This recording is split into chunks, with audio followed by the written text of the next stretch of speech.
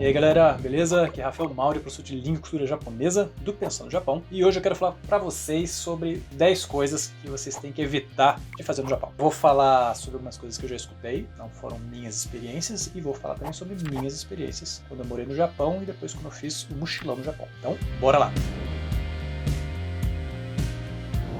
Vamos lá. Número 1. A parte das pessoas já sabe disso. Tem certos lugares que você não pode entrar de sapato. Então você vai ter que tirar o seu sapato, vai ter uma plaquinha lá, vou colocar uma foto pra vocês verem. Nas casas das pessoas não vai ter a plaquinha, mas você vai ver lá o Genkan, né, que é a entradinha. Aí você vai, tira o sapato, coloca ele virado, né, pra saída e coloca o suripa. A suripa é como se fosse uma pantufa, tem que colocar ela. Não entre com os sapatos. Número 2. Quando você está comendo de hashi, você quer, sei lá, ir no banheiro, quer parar um pouquinho para conversar. Então, se tiver a kombuquinha aqui, aí você pegar o hashi, eu vou pegar uns lápis aqui para simbolizar a kombuquinha aqui, você vai assim, ó, pum, você deixar os hashis fincados assim, ou de ladinho assim, isso é muita falta de respeito. Tem a ver com, nos funerais japoneses, né, a maneira que coloca cinzas do falecido, então isso realmente vai ser muito negativo. Então tem aqui a kombuquinha, você coloca assim, ó. Você coloca em cima dela, atravessado. Ou coloca do lado, tem um negócio chamado hashi okiba, vou colocar aqui. É um suporte de hashi, você pode colocar nele. Número 3 é basicamente a mesma temática, que é o seguinte, você tá comendo, aí eu falo assim, ó, fulano, experimenta isso aqui também.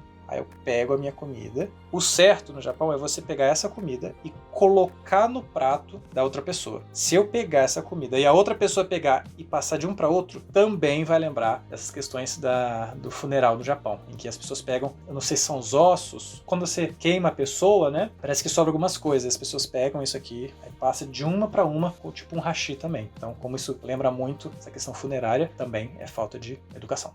Número 4. Eu vou falar muita coisa aqui que para os brasileiros vai parecer ser meio chatinho, tá? Mas algumas eu concordo, outras eu discordo. Mas então, furar fila no Japão é bem complicado. Vamos falar assim, mas os brasileiros também acham errado furar fila. Mas sabe quando chega um ônibus assim, aí vai aquela muvuca que todo mundo vai entrando de uma vez? Ou num metrô, ou no trem? No Brasil tem disso, no Japão não. Tem uma fila e as pessoas obedecem à fila. Aquela coisa também, tipo assim, eu tô aqui na fila, aí chega um amigo meu lá e fica do meu lado na fila. Tava nem esperando ele, vem e fica. Isso daí é muito mal visto, então não furem fila no Japão. E quando tiver fila, respeite a fila. Número 5, não é que é proibido, nada que eu falei que é proibido, é questão de pegar mal, né? No Japão, essa questão de mostrar afeto em público, ela recentemente tem aumentado. Você vai ver que cidades mais internacionais, tipo Tóquio, Nagoya, você vê algumas pessoas fazendo isso, mas é bem pouco comparado com a gente ocidental. Você ficar beijando a pessoa em público é esquisito, as pessoas podem ficar incomodadas. Até no Brasil, quando o povo exagera um pouco, né? Tá beijando, coloca uma mão aqui, outra ali, isso daí a gente já fica incomodado, pelo menos alguns brasileiros, mas no Japão você tem que evitar fazer isso. Por que eu falo você tem que evitar? Porque as pessoas se sentem desrespeitadas. Então você pode fazer alguma coisa mais discreta, mas ali no lugar onde tem muita gente,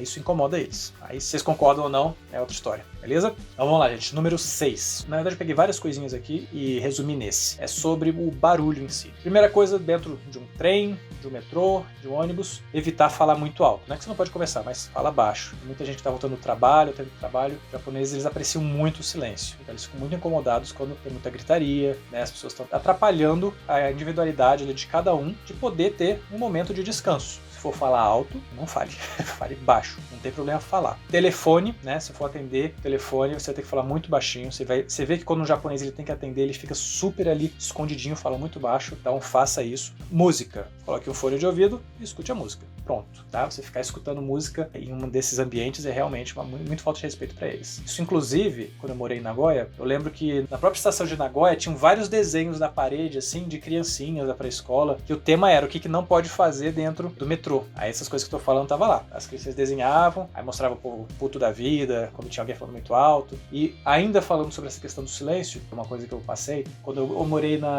no dormitório da Universidade de Nagoya, e no final da noite, a gente costumava ficar na frente do dormitório, né? Aí ficava todo mundo sentado, assim, trazia comida, ficava conversando. Aí tinha japoneses, também tinha intercambistas, como eu. Aí teve um dia que a gente pegou o violão, ficou tocando, assim. Eu acho que devia ser mais ou menos, assim, umas 11 horas. Chegou um policial e falou, olha, já passou do horário, vocês não podem ficar tocando, fazendo esse barulho aqui, senão pode dar problema para vocês. O que aconteceu foi que, assim, ele foi embora, né, ele avisou, voltaria, e o japonês que estava com a gente, ele ficou um pouco incomodado, assim, com a posição dos outros intercambistas, né? Porque eles começaram a falar mal, não tem liberdade, não sei o quê. Mas isso é uma coisa assim que é muito questionado, né, pelos estrangeiros. Eles confundem muito a ideia de liberdade, falar que não pode fazer nada, que o Japão é muito severo. Eu concordo que tem muitas coisas que sejam talvez demais, mas a galera esquece que a sua liberdade individual, ela tá ligada à liberdade individual da outra pessoa, né? E para muitos estrangeiros, principalmente brasileiros, é difícil de entender isso. Ah, mas eu quero fazer isso. Bom, mas se você fizer isso, você vai prejudicar outra pessoa, você vai atrapalhar outra pessoa.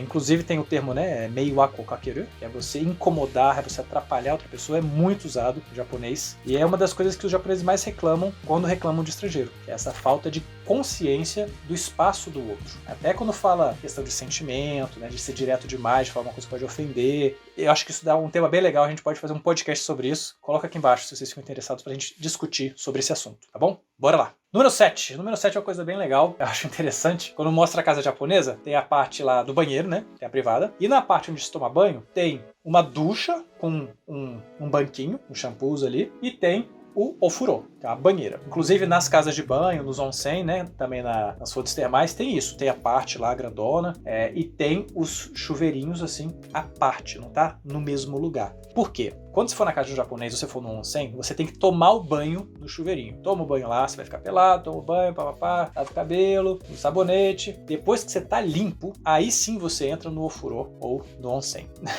É muita falta de educação, porque é realmente incomodado, e isso é uma questão de realmente estar errado no Japão. É você entrar sujo na banheira, na casa de um amigo, você não pode entrar sujo. Nem na banheira, nem no onsen. Por mais que muitas vezes sejam águas termais, águas fluidas. Você tem que estar limpo e pelado, tá? Não pode entrar de biquíni, de sunga, essas coisas assim. É pelado mesmo. Número 8. Tem alguns lugares no Brasil que o povo tenta fazer isso, mas no Japão é bem certinho. É o seguinte, quando você tá numa escada, tem uma parte pra galera que vai subir e tem uma parte pra galera que vai descer. Aí se é a direita ou a esquerda pode mudar de região pra região do Japão. Mas você tem que respeitar isso. Pô, mas eu tô aqui, tá todo mundo subindo aqui. E aqui do lado da parte de descer, não tem ninguém descendo. Pô, eu poderia pegar aqui e já ir logo, né? Eu acho que a gente pensaria isso. Mas não, isso é muito mal visto, você tem que seguir ali a regra. Aí de novo aquela questão, pô, mas eu tenho que fazer isso, eu estou atrasado, eu vou me prejudicar. Mas é de novo aquele pensamento de grupo. Você tem que pensar em todo mundo. Você pode atrapalhar alguém, de repente pode vir mais gente lá. Qual é o problema de você fazer essa regra e seguir uma regra que vai ser legal para todo mundo? De novo, aquela mesma questão.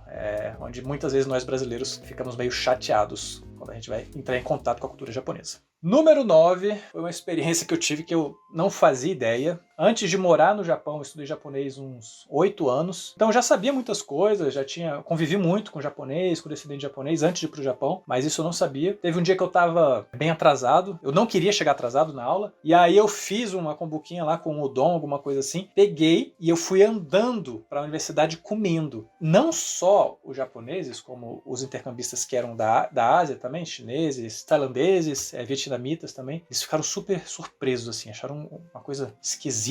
Eles ficaram me sacaneando isso o ano todo, inclusive, brincando mesmo, né? E aí durante a aula, assim, alguém comentou, não, porque o Rafael, ele veio pra aula comendo. Aí o professor olhou assim, você veio andando comendo? Aí eu respondi, vim, né? Eu tava apressado, não queria atrasar. E aí é porque eu saquei que era uma coisa muito mal vista. É esquisito pro japonês ver uma pessoa andando e comendo ao mesmo tempo. Quando você vai ver, mesmo em festival, a galera, ela senta e come direitinho. No máximo vai ser um picolé, mas assim, uma refeição, né? Como foi o meu caso, é bem mal visto. Até hoje eu não sei exatamente qual é a origem disso ser mal visto, mas eu não sei, talvez represente desleixo, né? Você tá sendo desleixado, ou você vai sujar as coisas em volta. Eu acho que tem a ver com isso, mas vou conferir, não tenho certeza, tá bom? E o último é uma questão, assim, bem complexa no Japão, que é a separação de lixo. Realmente, vocês vão ver aqui, ó, vocês têm que tomar muito cuidado com o lixo de vocês. Se vocês morarem no Japão, vocês têm que comprar o saquinho certo, para colocar o lixo certo. Não adianta colocar em qualquer saquinho. Então vai ter lá recicláveis, coisas que é orgânico, plástico, eu não me lembro todos, mas são vários. Aí quando você vai jogar no lixo, você vai lá na loja e tem um lixinho. Aí tem um lugar para você colocar a garrafinha, tem um lugar para você colocar a tampinha, tem um lugar para você colocar a coisa que fica em volta, o plástico, eu esqueci o nome agora. E aí, se você jogar o lixo errado, você pode receber multa. Tem até uma conhecida minha que, na época, ela fumava e aí ela jogou a bituca do cigarro. Um policial com um microfone falou pra ela, pega esse cigarro aí e coloque no seu bolso. Desse nível, assim. Eu acho bem legal, não vou mentir pra vocês, eu acho isso muito legal. Eu acho chato no sentido de que, cara, é muito minucioso, você tem que ver tudo certinho, não sei o quê. É trabalhoso, mas quando você vê a cidade toda limpinha, eu acho muito legal. Então é isso, gente. Espero que vocês tenham gostado. A gente pode fazer mais, tem mais coisas. Qualquer curiosidade que vocês gostariam de saber sobre o Japão, coloca aqui embaixo, tá? A gente pode fazer um vídeo especificamente para isso. Beleza? Até mais!